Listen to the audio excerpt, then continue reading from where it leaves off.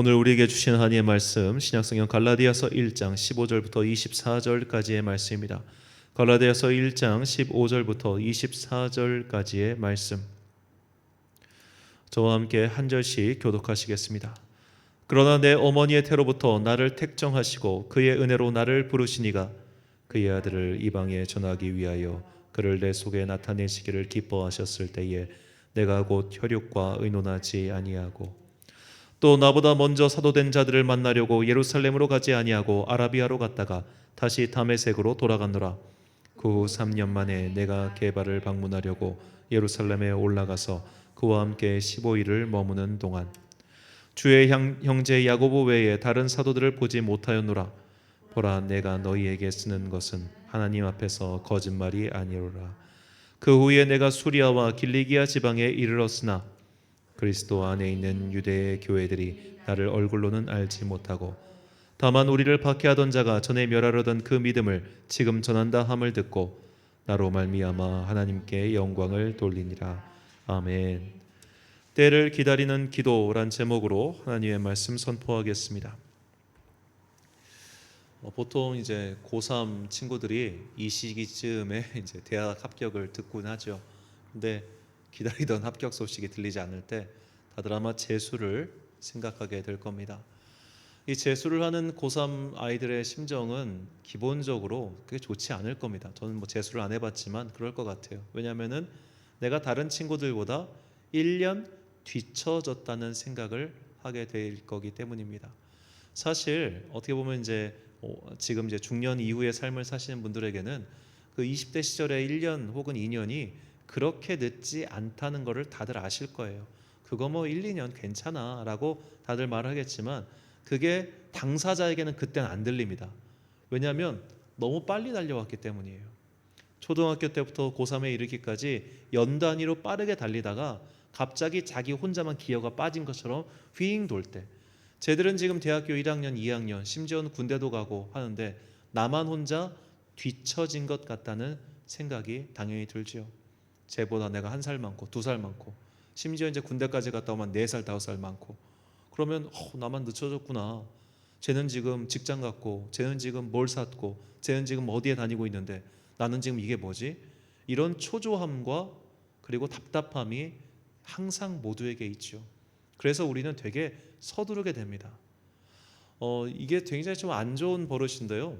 우리 문화 가운데 좀 그런 게 있는 것 같아요. 우리는 되게 한두 살 가지고 심지어는 뭐 몇 개월 가지고 뭐 형 아우, 선배 후배 이런 위계 문화가 강하다 보니까 내가 쟤보다 어떻게든 더 빨리 위로 올라가고자 하는 그런 경쟁 심리, 압박감이 누구에게나 있죠. 이제 뭐 군대에 가 보면 심지어 제가 이제 군대에서 소대장 할 때 일인데 병사들 중에 저보다 나이 많은 애가 있었습니다. 둘이 있을 땐 차마 말을 놓지를 못하겠더라고요. 나보다 나이가 3살인가 많아가지고 28에 군대로 온 거예요. 병사로. 그런 친구들이 볼 때는 지금 7살, 8살 밑에 애들이랑 같이 있는 거잖아요. 그러니까 되게 답답해 하더라고요. 내가 뭐 지금 얘들이랑 뭘 해야 되나 이런 마음 말입니다.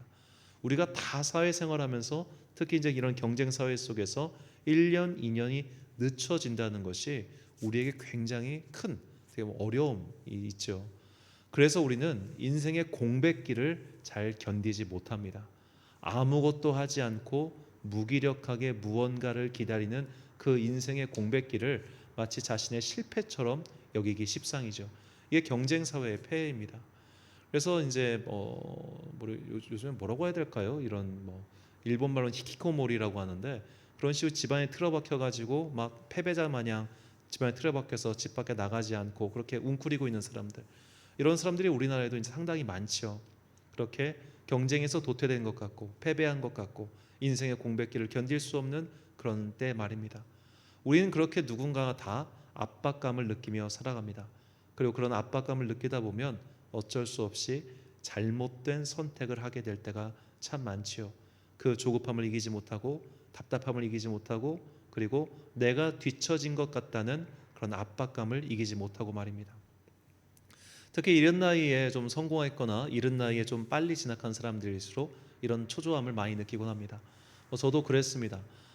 보통 이제 신학대학원, 저 같은 경우는 신학대학원을 조금 한 남들보다 1년 정도 평균 쳤을 때 일찍 들어온 편인데 보통 이제 신학대학원 들어갔을 때 주류는 대학 졸업하고 군대 갔다 오고 나름 뭔가 조금 해보다가 이렇게 들어오신 분들이 많아가지고 30대 초반 정도가 이제 딱 평균이었었어요. 저 같은 경우는 대학 졸업하고 군대 제대하고 바로 들어갔기 때문에 조금 더 빠른 정도였는데, 그러다 보니까 뭐라고 해야 될까요? 제가 남들보다 조금 앞선 걸 가지고 그 앞선 경쟁 상태를 유지하고 싶은 제 마음이 있었습니다. 지금 기왕 한 걸음 더 앞서 나간 거 계속 이렇게 한 걸음 더 앞서 나간 상태에서 쉼 없이 달려나가야지. 그래서 졸업하고 바로 전임 사역하고 바로 목사 안수 받고 이런 식으로 바로바로 무언가가 진행돼야 된다는 압박감이 저에게 있었어요. 그러다 보니까 이런 어떤 서두름과 조급함 때문에 제가 몇 가지 참 인생에서 큰 좀 선택을 잘못하는 그런 일들이 있었는데, 우리가 이처럼 뭔가 압박감을 느끼고 조급해질 때 잘못된 선택으로 말미암아 더 큰 손해를 보기도 하고 답답함을 겪기도 하죠. 그래서 모든 신앙인들 그리고 지혜 있는 사람들에게는 때를 기다릴 줄 아는 마음이 필요합니다. 때를 기다릴 줄 아는 마음. 이것은 정말로 지혜와 결단이 필요한 문제예요. 예를 들어 어떤 가게를 오픈했다고 칩시다. 그 가게의 주인에게는 결단의 순간이 와요. 어떤 결단이냐? 여기서 버틸 것인가? 아니면 접을 것인가? 분명히 버티면은, 그러니까 버텨서 좋은 결과를 얻는 사람도 있어요. 분명히 여기서 비록 지금은 어렵지만 내가 어쨌든 버티다 보면 좋은 날이 올 거야 가지고 정말 버티다 보니까 좋은 날이 오는 사람도 있지만, 버티고 버티다가 망하는 사람도 있단 말이에요. 그러니까 이게 지금 손절의 때인가 아니면 버텨야 될 때인가, 요것을 구분하는 지혜가 우리가 필요하죠. 그래서 때를 기다리는 것은, 그 마음은 결국 지혜를 가지고 그 때를 기다리는 것을 뜻한다고 볼 수 있겠습니다. 오늘 본문에는 바로 이 바울이 지혜를 가지고, 즉 하나님께서 주신 지혜를 가지고 때를 기다리는 그 장면이 나오죠. 자, 바울은 어떤 사람인가? 우리가 바울을 이해할 때 그가 사실 성정이 굉장히 급했던 사람이라는 것을 꼭 기억해야 됩니다. 그는 뭘 기다리고 막 이런 사람이 아니에요. 그는 굉장히 목적지향적인 사람이고, 목적이 정해졌으면 거기를 향해 달려가야 되는 사람이었는 거예요. 그러니까 그렇게 선교를 하고 돌아다니지. 그 정도로 열정이 있었고 뭐 거침이 없는 사람이었는데, 자, 그가 주님을 만나자마자 바로 그 다메섹 사람들에게 복음을 전하는 장면이 사도행전 9장 19절과 20절에 다음과 같이 나옵니다. 음식을 먹음에 강건하여지니라. 사울이 다메섹에 있는 제자들과 함께 며칠 있을새 즉시로 각 회당에서 예수가 하나님의 아들이심을 전파하니. 자, 우리가 잘 알다시피 바울이 다메섹으로 가다가 거기서 예수님을 만나죠. 그리고 그가 3일 동안 금식하며 기도한 이후에 아나니아의 안수로 그의 눈에 꺼풀이 벗겨지게 됩니다. 자, 그리고 아나니아의 제자들, 즉 그리스도인들과 함께 며칠 머물러 있으면서 그리스도의 복음이 어떤 것인지 전해 들은 거예요. 일종의 어떻게 보면 교육 과정을 거쳤다고 볼 수 있겠습니다. 근데 그게 끝나자마자 바로 나가서 전파한 거예요. 즉시로.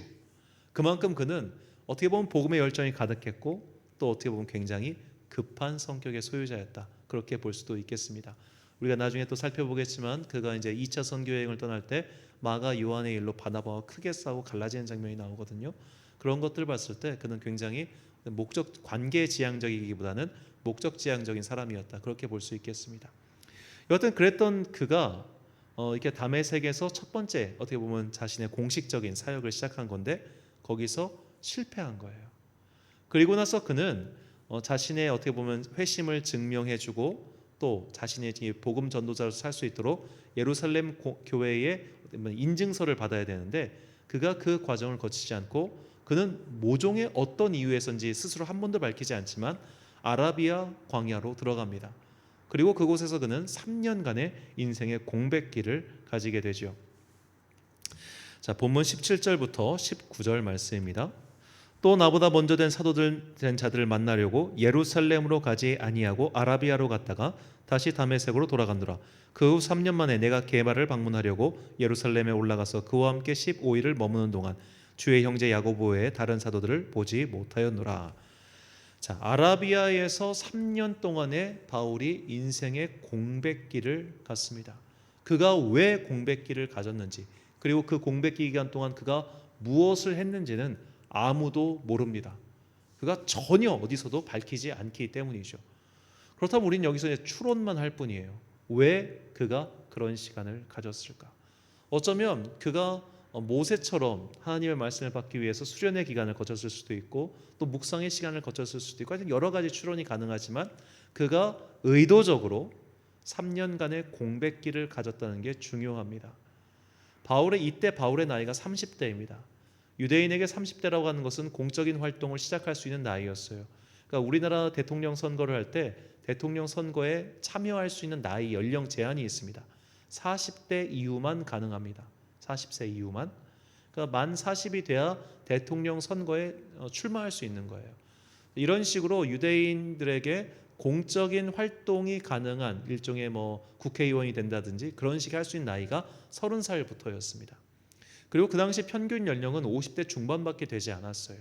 그러니까 내가 인생에서 정말 힘을 다해서 활동할 수 있는 시기가 기껏해야 공적인 기간을 포함할 때는 20 몇 년밖에 안 된다는 소리입니다.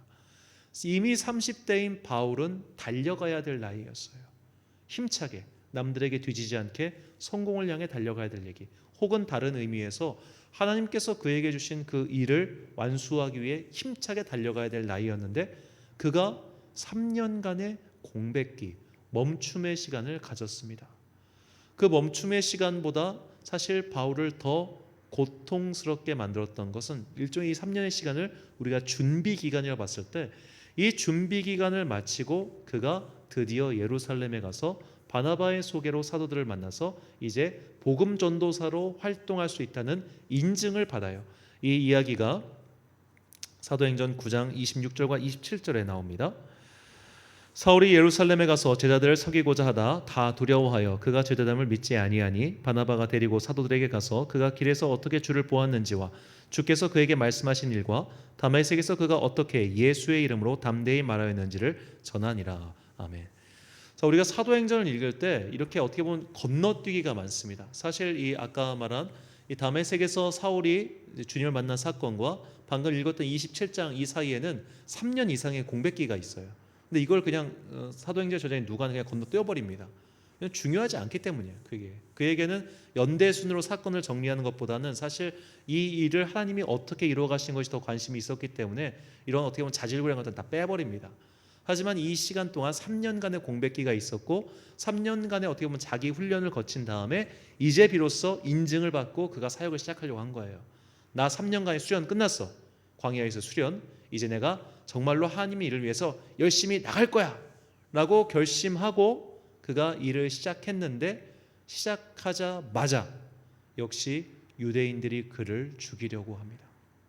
자, 처음에 예수님을 만나고 즉시로 복음을 전했는데 실패했어요. 그래서 3년간의 자기 수련을 가졌어요. 그리고 이제는 정말 제대로 인증까지 받아가지고 인증서 가지고 일을 시작했는데 시작하자마자 또 걸린 거예요.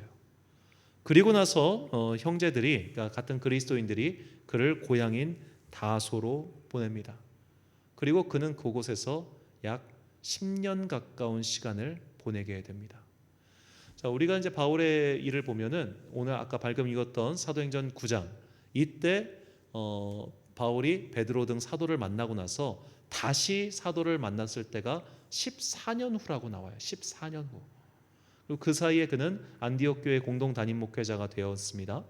자, 그렇다면 바울이 안디옥 교회 공동 담임 목회자 약 1년간 활동했는데 그 기간을 대충 보면 약 10년 정도의 블링크가 또 생겼단 말이에요. 이 10년 동안 그가 길리기아 다소 자기 고향에서 무엇을 했는지는 아무도 모릅니다. 그가 밝히지 않았으니까요. 일단 바울의 인생 총 23년의 공백 기간, 그 기간을 그는 왜 가져야 했을까요? 자, 이것을 한번 바울의 부모 입장에서 생각을 해봅시다. 잘 나가던 아들이었습니다. 풍성한 지원을 해줬습니다. 유학도 보내주고 할 것 다 해줬어요. 그런데 30대 중반이 돼서 지금 한창 일해야 될 나이에, 한창 이름을 떨쳐야 될 나이에, 한창 성공해서 주가를 달려야 될 나이에, 우리로 치면은 이제 직장생활 해가지고 돈 좀 모아서 집도 사고 결혼도 하고 뭐 하고 그래야 될 나이에 집에 들어와 있는 거예요. 부모 입장에서 어떻겠습니까? 저걸 죽여 살려. 정말 환장한다는 표현이 딱 어울릴 만큼 굉장히 답답한 시간이었겠죠. 그리고 바울 본인에게 또한 어떻겠습니까? 그 인생의 공백기를, 그가 얼마나 괴로웠을까요? 정말로 그리스도의 복음은 계속해서 뻗어나가고 있는데, 주님의 사도들은 지금도 저렇게 열심히 일하고 있는데, 나만 지금 여기 멈춰서 가지고 이게 뭐 하는 거지?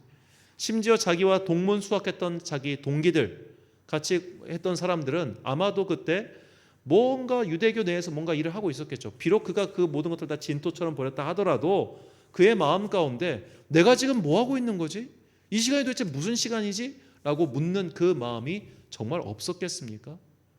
자, 우리가 우리 인생에서 각자 블링크의 시간, 공백의 시간을 견뎌야 될 때가 있죠. 아무것도 반응이 오지 않고 뭘 할 수도 없고 뭘 손대는 것마다 잘 안 되는 그런 답답하고 무기력하고 내가 스스로 무능해 보이는 그런 시간 말입니다. 우리는 다 그런 시간들을 인생에서 한두 번씩은 겪을 수가 있습니다. 안 겪으면 제일 좋습니다. 한 번도 내 인생에서 그런 공백기가 없었다면 그는 정말로 성공한 인생을 살고 있다는 증거겠지요. 그런데 그런 인생을 살지 못할 때가 있잖아요. 공백을 견뎌야 하고 아무것도 할 수 없는 그런 무기력한 순간을 견뎌야 되는 그 순간 말입니다. 그런 무기력한 시간이 왜 우리를 힘들게 하냐면은 내가 도대체 이 시간을 왜 견뎌야 되는지 그 이유를 모르기 때문이에요. 그 이유라도 안다면, 그 기간이라도 안다면, 너는 이때부터 이때까지 이 기간을 견뎌야 되는데 이 견뎌야 되는 이유는 이것이야 라는 그 이유를 안다면 우리는 버틸 수 있습니다. 그런데 그 이유도 모르고 기간도 모르면 사람은 다 무너지게 되어 있어요. 그런데 바울은 무너지지 않고 견뎠습니다. 그래서 그가 나중에 바나바가 찾아왔을 때 그는 훌륭하게 사역을 감당하게 되죠. 자, 그렇다면 어째서 하나님께서 바울에게 이런 인생의 공백기를 허락하셨는가?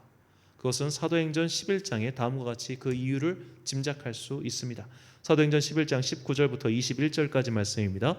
그때에 스데반의 일로 일어난 환난으로 말미암아 흩어진 자들이 베니게와 구브로와 안디옥까지 이르러 유대인에게만 말씀을 전하는데 그 중에 구브로와 구레네 몇 사람이 안디옥에 이르러 헬라인에게도 말하여 주 예수를 전파하니 주의 손이 그들과 함께 하심에 수많은 사람들이 믿고 주께 돌아오더라. 아멘. 바로 이 말씀은 최초의 이방인 교회인 안디옥 교회의 설립에 대한 말씀입니다. 이 19절부터 21절까지 걸린 기간이 10몇 년입니다. 스데반의 일로 사람들이 흩어집니다. 이때 바울은 사람들을 흩는 일을 하고 있었습니다. 그런데 그게 흩어진 사람 중에 몇몇 사람들이 안디옥까지 이르렀고 그곳에서 헬라인에게도 복음을 전파하니 그 헬라인들도 예수님의 복음을 받아들였고 그들이 교회를 세우게 된 거예요. 그리고 그 사이에는 고넬료의 전도가 있었고 고넬료의 전도를 본 예루살렘 교회가 이제는 이방인들에게도 은혜를 베푸는 세례가 가능하다라고 선포한 그 기간이 있었습니다. 이 기간이 총 10년이 넘어요. 즉 바울이 받은 분명한 사명, 그가 이방인의 사도로 부름을 받았고 그가 이방인의 사도로서 일을 할 수 있는 여건이 만들어진 시간, 즉 하나님께서 그 여건을 만드신 시간이 10년이었다는 겁니다.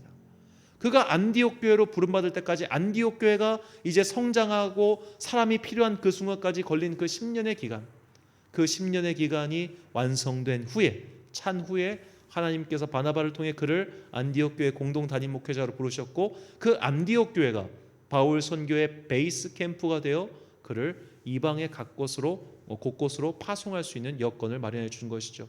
이 안디옥 교회에 대해서는 나중에 다시 한번 설명할 기회가 있겠습니다만 바울은 그 긴 선교 여정 동안 안디옥 교회에 단 한 번도 편지를 보내지 않습니다. 그가 안디옥 교회 담임 목회자였음에도 불구하고 안디옥 교회에는 편지를 보내지 않아요. 왜 그랬을까요? 문제가 없었기 때문입니다. 굳이 바울이 무언가를 교정해주고 해줘야 될 만큼 그런 문제 있는 교회가 아니었어요. 이미 좋은 교사들이 있었고 그 사람들이 교회를 잘 다스리고 있었기 때문에 안디옥 교회는 정말로 바울이 언제든 돌아올 수 있는 좋은 베이스 캠프였지 바울의 도움이 필요한 교회가 아니었습니다. 하나님께서는 그 10년이라는 긴 세월 동안 그렇게 안디옥 교회를 잘 다져 놓으셨고 그곳에 바울을 파송하심으로 바울이 다시 이방의 각 곳곳에 갈 수 있는 그런 든든한 기지를 만들어 놓으신 거예요. 그것이 10년이라고 하는 바울의 공백기의 이유였습니다. 우리 인생 또한 마찬가지입니다. 견뎌야 되는 시간이 있습니다. 이 파고를 왜 견뎌야 되는지 내가 그 때를 왜 기다려야 되는지 우리는 도무지 모르지만 분명히 그 시간은 내가 알지 못하는 이유가 있는 거예요. 그 시간을 견뎌낸 이후에 우리는 비로소 하나님께서 내 인생에 이런 공백기를 허락하신 이유가 바로 이것 때문이었구나 라는 것을 깨닫게 되는 겁니다. 그렇다면 이 공백기를 견딜 수 있는 힘은 어디서 올까요? 바로 나를 향한 주님의 뜻을 분명히 알 때 비록 그 시간이 정해져 있지 않고 그 이유가 분명하지 않아도 우리는 그것을 견딜 수 있습니다. 바울이 바로 그랬습니다. 오늘 본문 15절과 16절 말씀. 그러나 내 어머니의 태로부터 나를 택정하시고 그의 은혜로 나를 부르시니가 그의 아들을 이방에 전하기 위하여 그를 내 속에 나타내시기를 기뻐하셨을 때에 내가 곧 혈육과 의논하지 아니하고. 아멘.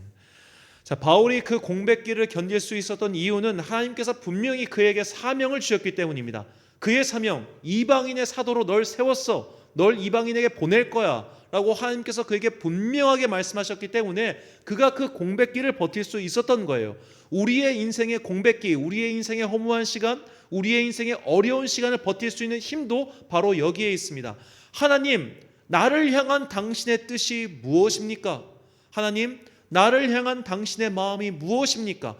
우리가 주님의 마음, 나를 향한 그 주님의 마음을 분명히 알 때 우리는 인생의 공백기를 극복할 수 있습니다. 그것을 기다릴 수 있어요.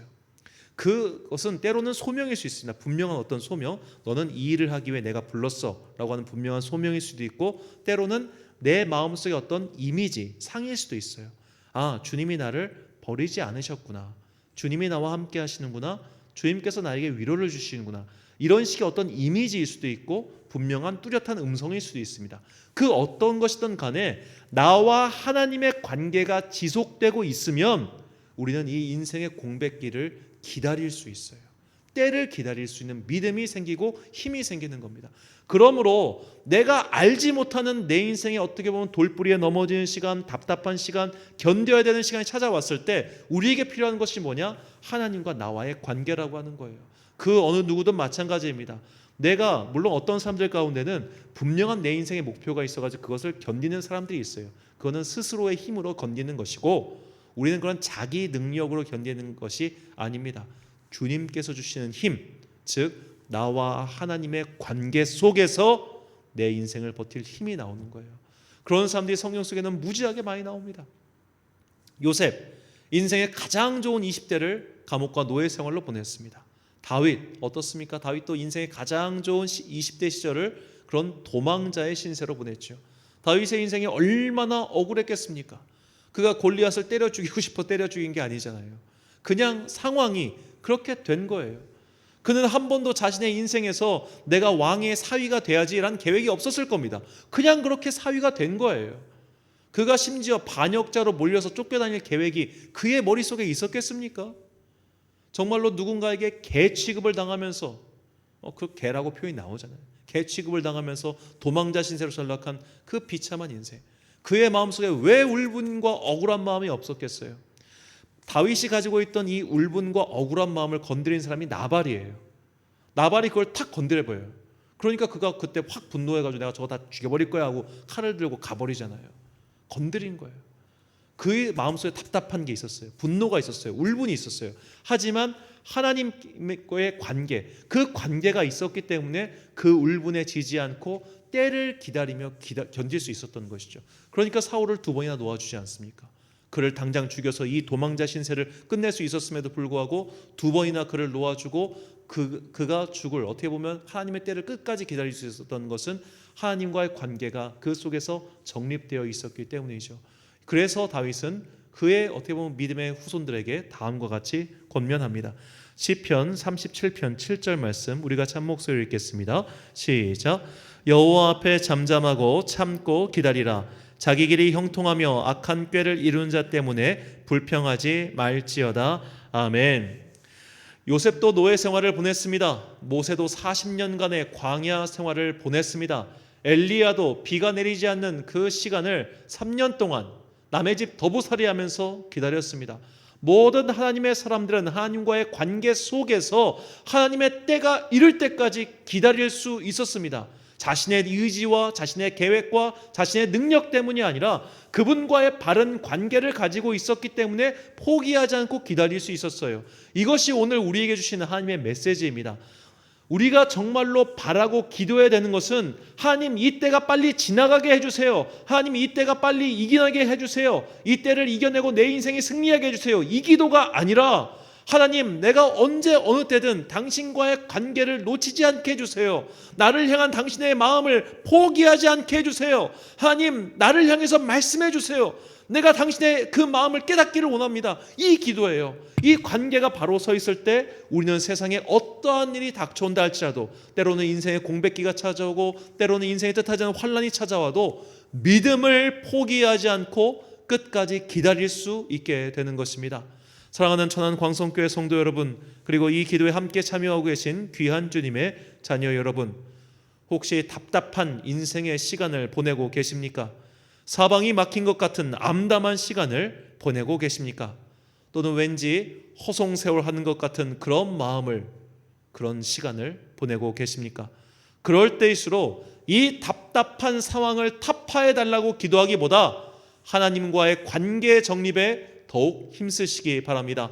우리는 나를 향한 그분의 마음을 깨닫는 그 순간부터 내 앞에 있는 문제가 더 이상 크게 보이지 않아요. 답답한 이 시간이 그저 답답하게 느껴지지 않아요. 그러므로 우리에게 정말로 중요한 것은 나를 향한 그분의 마음을 깨닫고 하나님과의 그 바른 관계를 정립하는 가운데 이 어려운 시간을 슬기롭게 그리고 믿음의 힘으로 극복해 나가는 것입니다.